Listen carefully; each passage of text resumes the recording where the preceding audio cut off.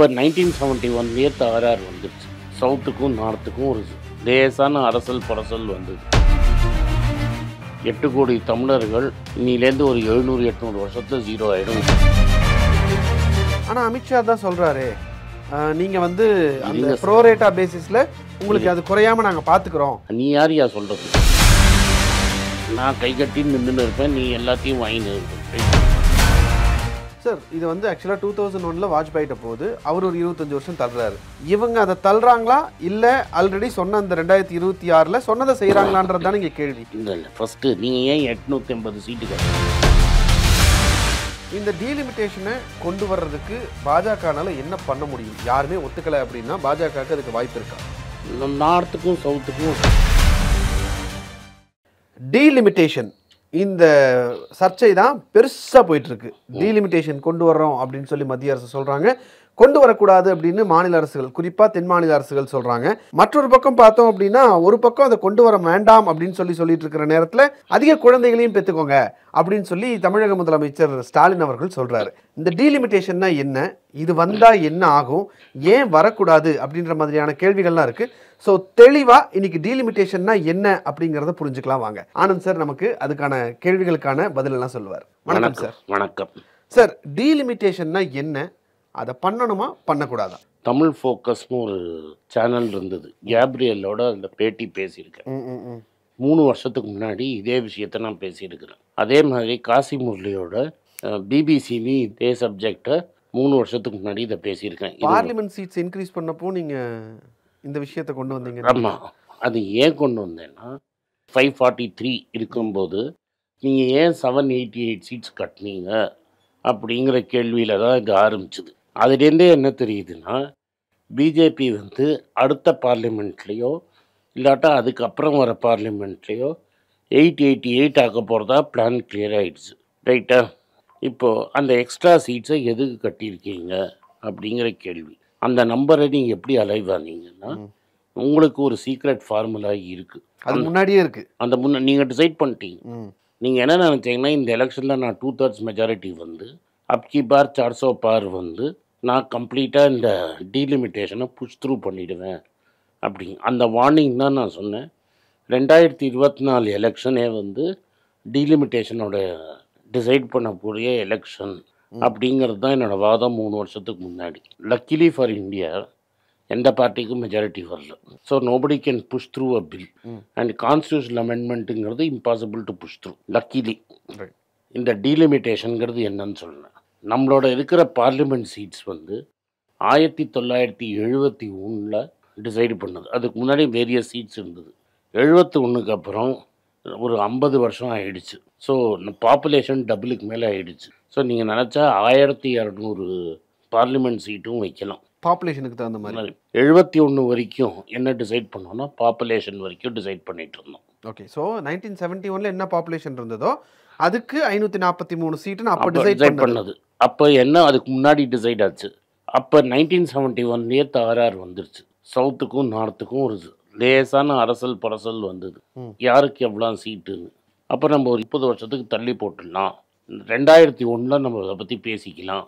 அதாவது kicking the can, ஒரு கேனை வந்து ஒரு ப்ராப்ளத்தை இன்றைக்கி என்னால் தீர்மானிக்க முடியல, நான் ஃப்யூச்சருக்கு தட்டி விட்டுட்டேன் அப்படின்னு தட்டி விட்டீங்க.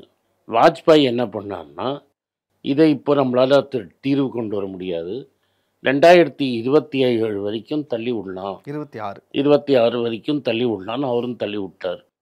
அவர் ஒரு 25 வருஷம், அவர் ஒரு 30 வருஷம், ஆல்மோஸ்ட் 25-30 வருஷம் தள்ளி விட்டார். இப்போ இது வரப்போகுதுன்னு நான் உங்கள்கிட்ட ரொம்ப நாளாக சொல்லிகிட்ருக்கேன். இப்போ என்ன ப்ராப்ளம்னா, 1971 வந்த ப்ராப்ளம் தான். தென் மாநிலங்கள் சவுதர்ன் ஸ்டேட்ஸ் இருக்குல்ல, they have all invested in education, infrastructure and become modern societies. ஆமாம்.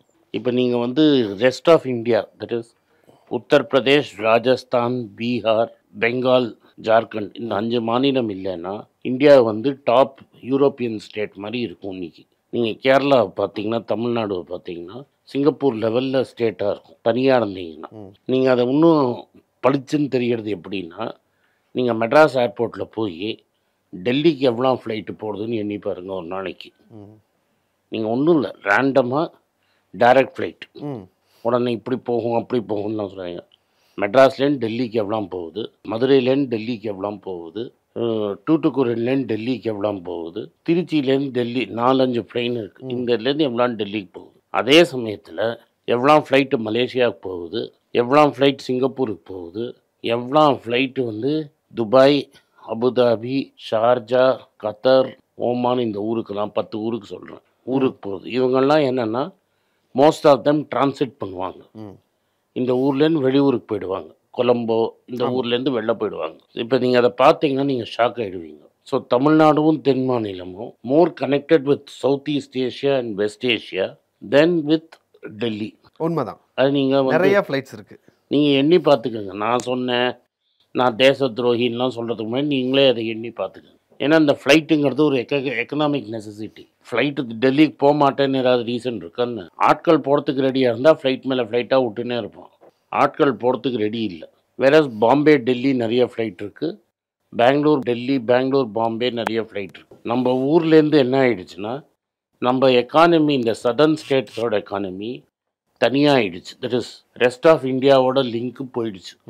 பாம்பே மட்டுமோட லிங்க் ஏன் இருக்குன்னா, இன்னும் உங்களோட stock exchange, reserve bank of India பாம்பேயில் இருக்குது, கமர்ஷியல் கேபிட்டல். இது ரெண்டும் உங்களோட கமர்ஷியல் கேபிட்டல். அண்ட் உங்களோட இப்போ எங்கள் அப்பா கூட பிறந்தவங்க 7 பேர். ஓகே. எங்கள் அம்மாவோட பிரதர்ஸ் சிஸ்டர்ஸ், எங்கள் அப்பாவோட பிரதர்ஸ் சிஸ்டர்ஸோட பிறந்தவங்கலாம் ஆளுக்கு 2 குழந்தைங்க தான். நாங்கள் மட்டும்தான் 3 குழந்தைங்க. என் கிளாஸ்மேட்ஸில் very rarely you will find somebody with 2 brothers or 1 sister 1 brother. நான் சொல்கிறது நான் 1960s பிறந்தவன். ஸோ 60sலேயே வந்து 2 child பாலிசிங்கிறது நாம் ஆயிடுச்சு. 70s 80s அது ரொம்ப டீப்பாக போயிடுச்சு. இப்போ வந்து 2 குழந்தைங்க தான் மேக்ஸிமம். அதுக்கு மேலே இருக்கிறது ரொம்ப ரேர். 2 குழந்தைங்களே ரேரு, 1 குழந்தை தான் ரேரு. ஸோ உங்களோட பாப்புலேஷனில் ரீப்ளேஸ்மெண்ட் ரேஷியோன்னு ஒன்று இருக்கும். அது வந்து 1.35 தமிழ்நாட்டில். அப்படின்னா உங்கள் பாப்புலேஷன் குறைஞ்சிக்கிட்டே போகுது. 8 கோடி தமிழர்கள் இன்னிலேருந்து ஒரு 700-800 வருஷத்தில் 0 ஆகிடும். இதே மாதிரி போனோம். பாப்புலேஷன் குறைஞ்சிக்கிட்டே போகிறதுக்கு வந்து ஃபேமிலி பிளானிங் கொண்டு வரணும் அப்படின்னு ஒரு விஷயம் சொன்னது முக்கியமான காரணமா? மெயின் திங் இல்லாட்டா இப்போ வந்து குழந்தை வந்து அசட்டாக இருந்தது. இப்போ எங்கள் தாத்தா காலத்தில் ஒரு குழந்தை பிறந்தா அசட்டு. ஏன் நான் பிறக்கிறச்சே நான் லைபிலிட்டியாக போயிட்டேன். அப்படின்னா என்னென்னா, நான் எனக்கு ஒரு 5 குழந்தைகள் இருந்தாங்கன்னா 5 பேரும் வேலைக்கு போய் எனக்கு இன்னும் சம்பளம் கொண்டு வருவான். அண்ட் இன்ஃபென்ட் மார்டாலிட்டி ரொம்ப ஜாஸ்தி. ஸோ எவ்வளோ குழந்தைங்க 1 to 0 to 3 எவ்வளோ குழந்தைங்க செத்து போயிடும்னு சொல்ல முடியாது. இதெல்லாம் 60s தான் குறைய ஆரம்பிச்சது. ஸோ இன்ஃபென்ட் மார்டாலிட்டி 0 ஆகிடுச்சு. ஸோ அப்போ குழந்தை செத்து போயிடுங்கிற ரிஸ்க் இல்லைன்னா பெற்றுக்கிறதும் கம்மியாயிடும். ரைட். அண்ட் அதுக்கப்புறம் நீங்கள் ஸ்கூலு காலேஜுக்கு போகணுன்னா குழந்தைகிட்டேன்னு வருமானம் வரதை விட்டுருங்க, குழந்தைங்களுக்கு செலவு பண்ணுற அளவு ஆயிடுச்சு. சிவகாசி பட்டாசு தொழில்லாம் அதுதான் அந்த காலத்தில். சைல்டு லேபர்னு சொல்லுவோம். ஸோ அதெல்லாம் வந்து இருந்தது. அதெல்லாம் போய் நீங்கள் ஸ்கூலு காலேஜ் கம்பல்சரியாக போகணுங்கிறது ஒரு லைபிலிட்டியாகவே ஆயிடுச்சு. அதனால 2 குழந்தைங்கன்னு. பெண்டுலம் நான் எப்போதும் ஸ்டாக் மார்க்கெட்டில் சொல்கிறச்ச, பெண்டுலம் கரெக்டாக உனக்கு ஓணுங்கிற 2 இருக்காது. நீ 3ல் இருக்கும்போது பார்லிமெண்ட் இது ஆரம்பித்த புஷ் டுவர்ட்ஸ் ஃபேமிலி பிளானிங், நாம் இருவர் நமக்கிருவர்னு ரோடெல்லாம் அடிப்பாங்க. நிரோதுக்கு அட்வர்டைஸ்மெண்ட்லாம் பெருசாக வரும், சேப்பு ட்ரையாங்கிளில் வரும். அதெல்லாம் வந்து கரெக்டாக 2ல் நிற்காம 1.2 1.35 வரைக்கும் போயிடுச்சு. 1.35 வரைக்கும் போயிடுச்சுன்னா ஒரு கப்பலுக்கு 1, தட் இஸ் 3 கப்பலுக்கு ஒரு குழந்தை தான். For 3 husband and wife, 1 will have 2 children. 2 பேர் வந்து எய்தர் குழந்தைங்களே இருக்காது, இல்லாட்டா ஒரு குழந்தை தான் இருக்கும். So number of population is declining. இந்த ஆக்சுவல் டிக்ளைன் இப்போ தெரியாது, போக போக தான் தெரியும். இன்னொன்று என்ன ஆகுதுன்னா, சதர்ன் ஸ்டேட்ஸ்லேருந்து நம்ம ஊர்லேருந்து மைக்ரேஷன் ரொம்ப ஜாஸ்தி. பெட்டர் ஆப்பர்ச்சுனிட்டிஸ் தேடி America, Europe, Gulf, Malaysia, Singapore, Africa எங்கே போனாலும் ஒரு தமிழாக இருக்கான். நம்ம மணிப்பேச்சை நீங்கள் பார்த்தீங்கன்னா தெரியும். ஸோ உங்களோட பாப்புலேஷன் ட்ரமேட்டிக்காக குறையுது. இதே சமயத்தில் உனக்கு லேபர் குறையிறது. ஸோ வெளியூர்லேருந்து உள்ள இன்னும் அந்த டென்ஷன் வரல, பின்னாடி வரும். நான் தமிழ் ஸ்பீக்கிங் பாப்புலேஷன் ஏறிண்டே இருக்குது. இப்போவே நிறைய பேர் இருக்காங்க சார். இன்னும் இந்த சிக்னிஃபிகண்ட்டாக ஏறிடுவாங்க. இப்போ தெலுங்கு ஸ்பீக்கிங் தான் லார்ஜஸ்ட் மைனாரிட்டி. இப்போ Hindi speaking will become biggest minority 30-40 years from now. Okay.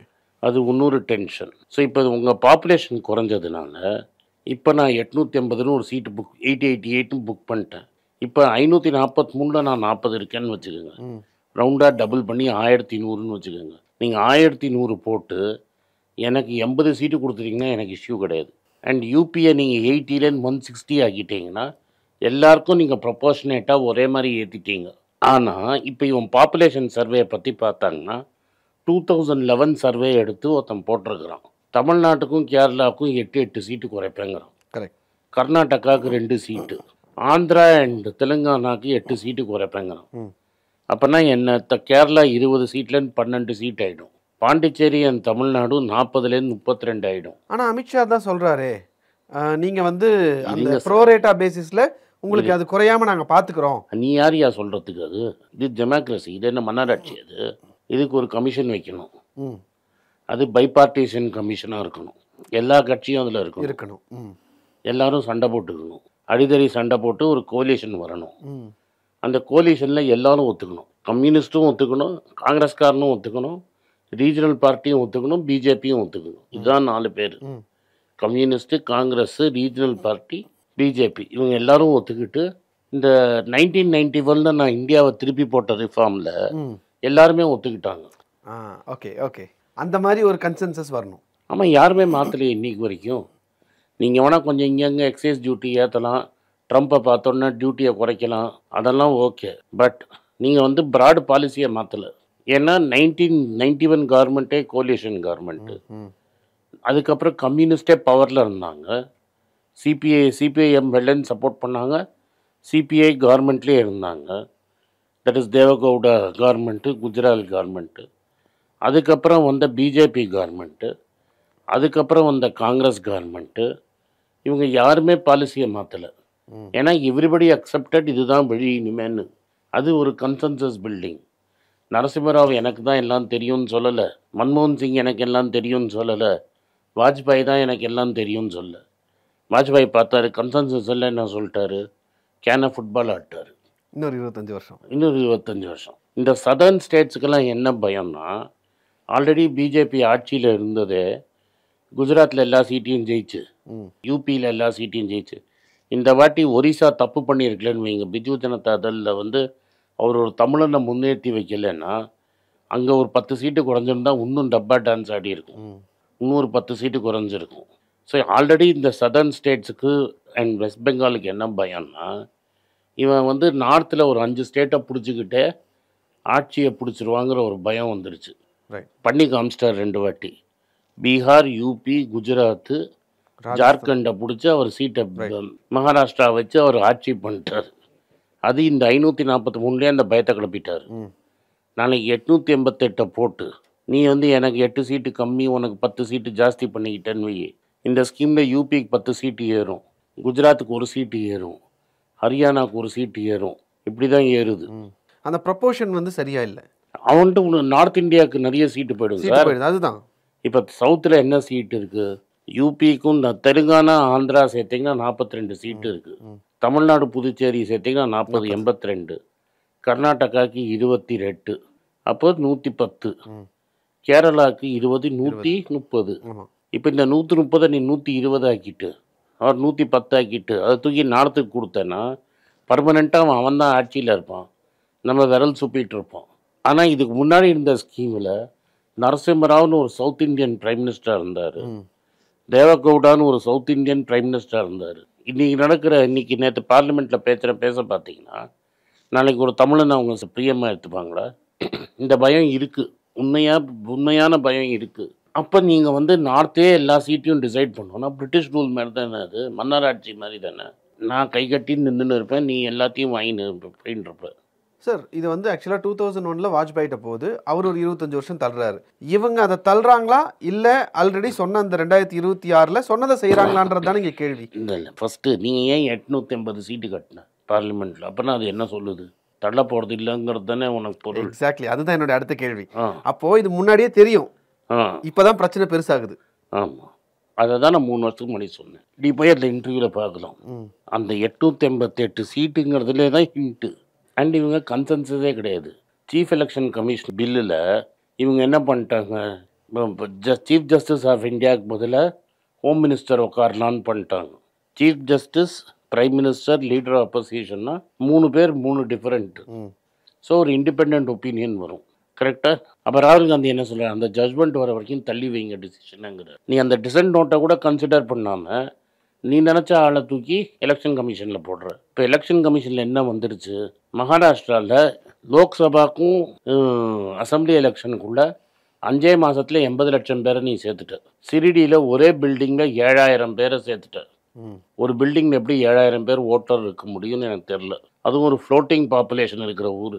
அப்போ நீங்கள் வந்து பழனியில் ஒரு பில்டிங்கில் 8000 ஓட்டர் இருக்கான்னு நம்புவீங்களா சார்? ஓகே.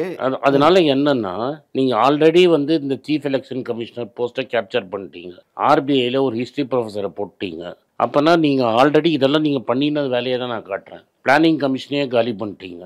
அப்படின்னா இந்த வாஜ்பாய் இதெல்லாம் பண்ணலை. அப்போனா என்ன, நீங்கள் இன்ஸ்டிடியூஷன்ஸை மதிக்கலைன்னு காமிச்சிட்டீங்க. My way or the highway தான், my way or the highway. அப்போ நீ இதை மட்டும் கரெக்டாக பண்ணுவது என்ன எப்படி எடுத்துக்க முடியும்? சார், இப்போ பாப்புலேஷனுக்கு தகுந்த மாதிரி பிரதிநிதிகள் இருக்கணும் அப்படின்றது ஒரு சரியான வாதமாக எடுத்துக்க முடியாதா?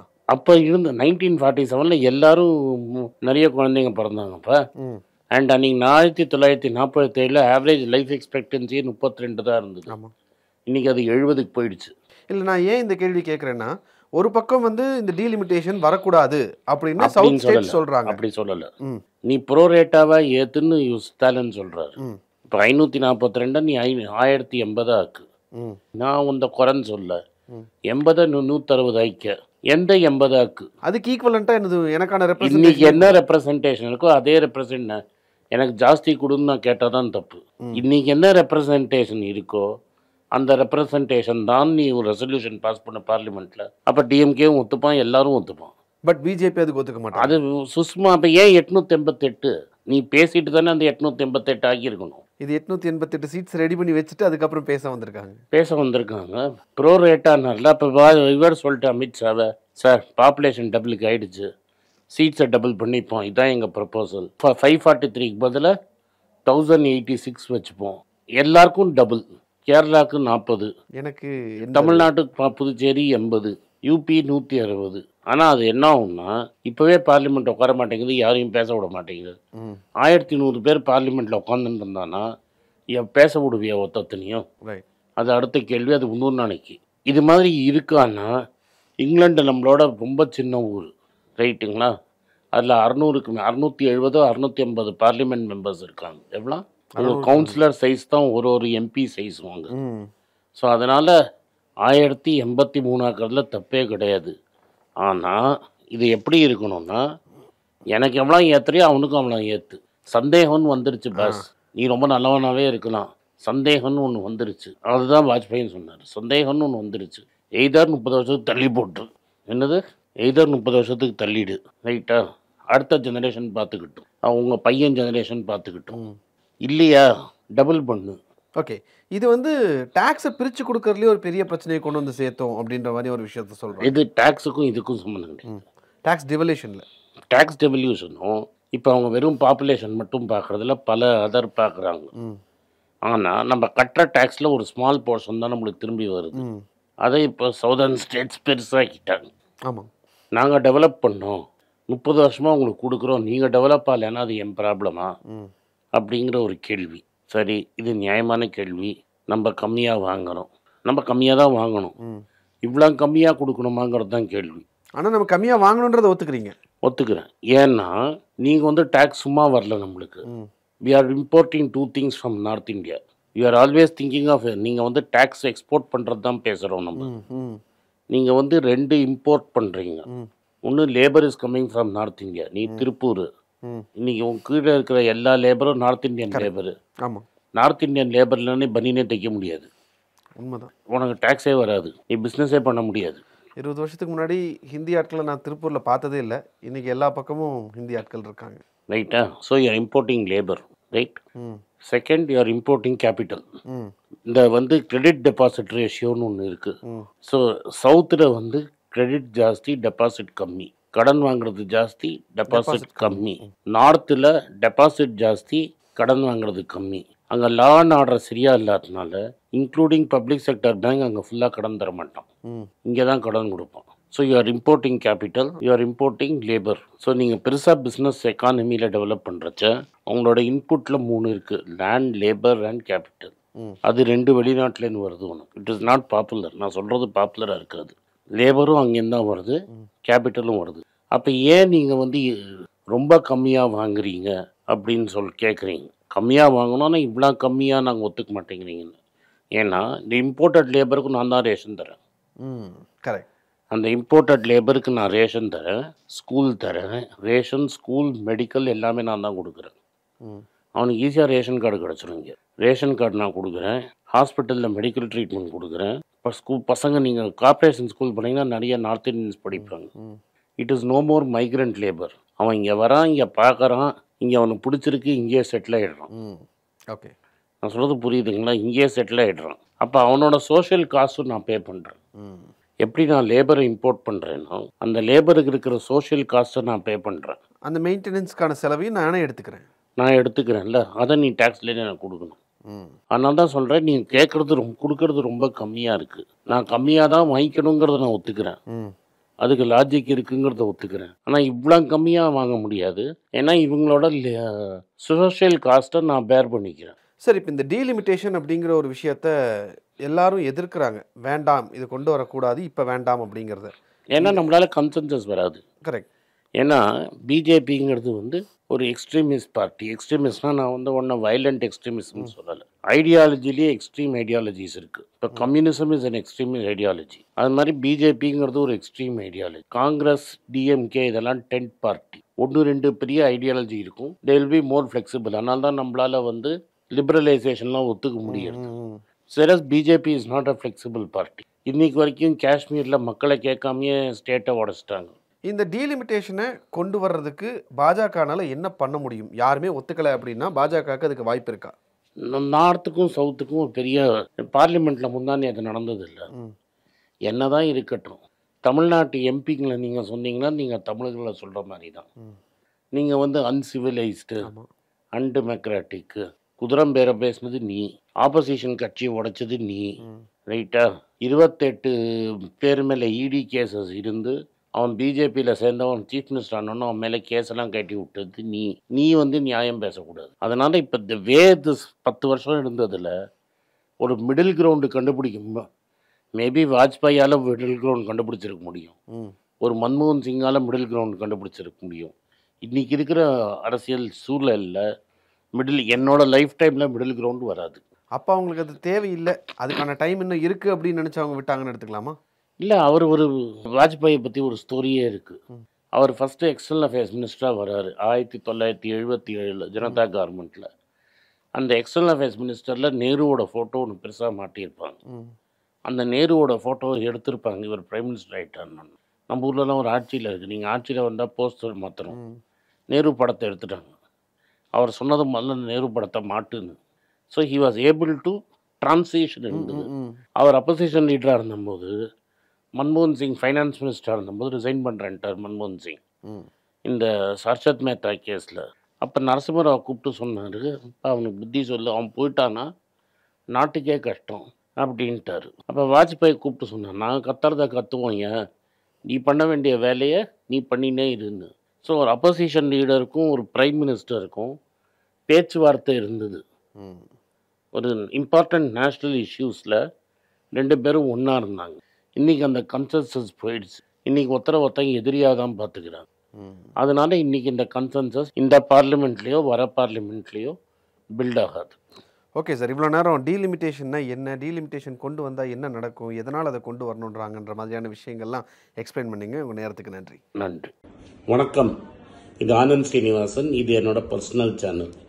மணி பேச்சுக்கு தனியாக ஒரு சேனல் இருக்குது, அது டெலிகிராஃப் சேனல். இது என்னோடய பர்சனல் சேனல். நான் என்ன நினைக்கிறேன், நான் வந்து தத்துவ பேச்சை பற்றி என்ன பேசுகிறேன், நான் வந்து பொருளாதாரத்தை பற்றி என்ன நினைக்கிறேன், ஜென்ரல் பொருளாதாரத்தை பற்றி நினைக்கிறேன், என் ஐடியாலஜியை பற்றி நான் என்ன நினைக்கிறேன், என்னோடய ஃபிலாசபி, என்னோடய நம்பிக்கை, ரமண மகரிஷி, சார்லி மங்கர் பற்றிலாம் எல்லாம் நினைக்கிறேன்னு இதில் பேசுவேன். இதில் வீடியோ அப்டேட் அப்பப்போ வரும். நீங்கள் சப்ஸ்கிரைப் பண்ணிங்கன்னா என்ன நீங்கள் பர்சனலாக ஃபாலோ பண்ணுறீங்க. இது மணி பேச்சு இல்லை, இது இன்வெஸ்ட்மெண்ட் இல்லை.